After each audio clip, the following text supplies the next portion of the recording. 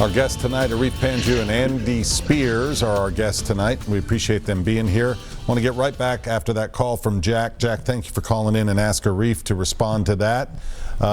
He had a pretty strong opinion about private schools, Arif. Yeah, I mean, I was also struck by just the rejection of for an affinity to liberty and freedom. I mean, it's crystallized in our state and federal charters. You know, I think he expresses a frustration, which I think a lot of parents also share, which is that there's mediocrity in public school systems. There's probably a lot of things that contribute to that, but ultimately, the children that spend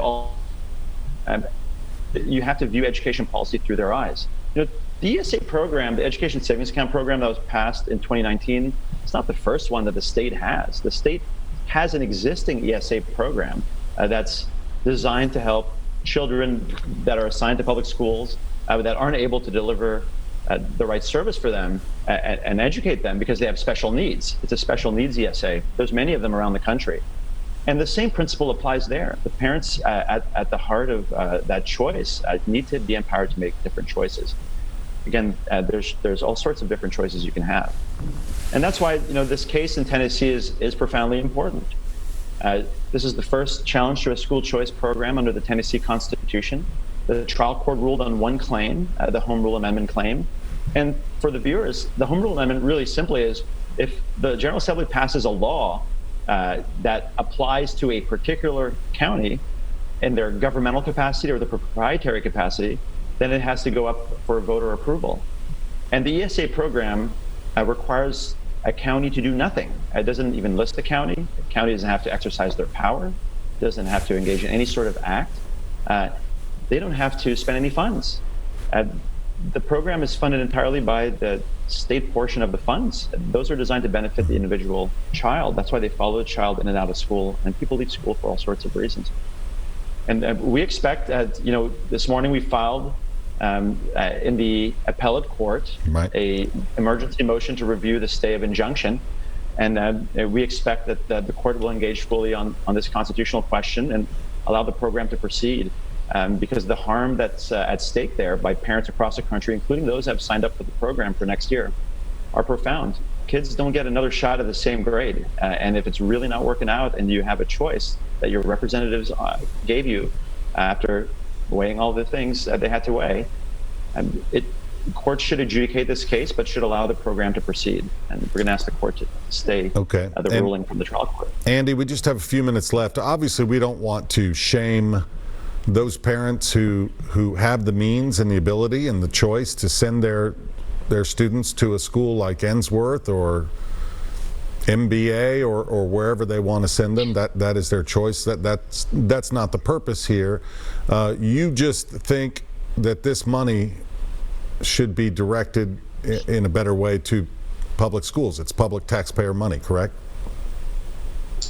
Yeah, absolutely. So I think it's fascinating that in the emergency budget that was passed immediately after we kind of knew about this COVID situation, and the governor and the legislature wanted to get out of town quickly, they cut in half the investment in Tennessee's teachers and used that money to fund a voucher scheme that I'm going to keep saying again and again, not that many people are interested in. Less than 1,000 families have even applied. About 300 or so have been preliminarily approved until the program was stopped, rightly so by the court, and we'll see. I mean, that'll be adjudicated. So in fairness, we'll see how that works out in court.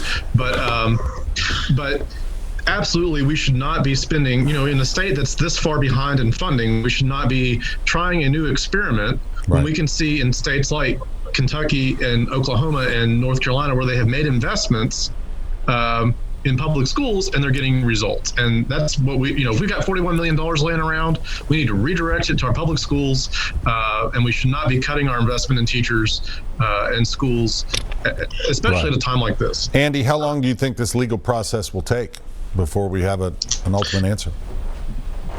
Well, so I'm an expert on school funding. I am not a lawyer. I don't know how long that will take. I am obviously hopeful that we can, at least for this year, stop it for now. And like I said, if we had, if the governor and legislature hadn't gotten in a big hurry, this might have all been sorted out and everything could have worked out to Arif's liking by 2021. So, I'd like for us to start that process out with creating the least disruption to families, but maybe Arif can tell you the legal process. Sure. Arif, final thought here. We only have about a minute or so.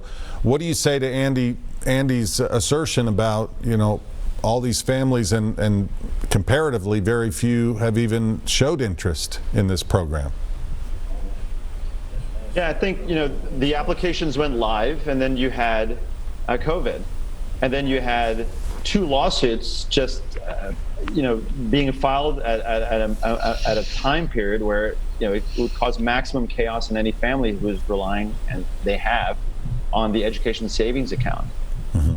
And, it's fine to say maybe we would have had a better outcome if we could have leveraged parents' ability to make good decisions on education for their children for more money, but that's not what the parents are there for.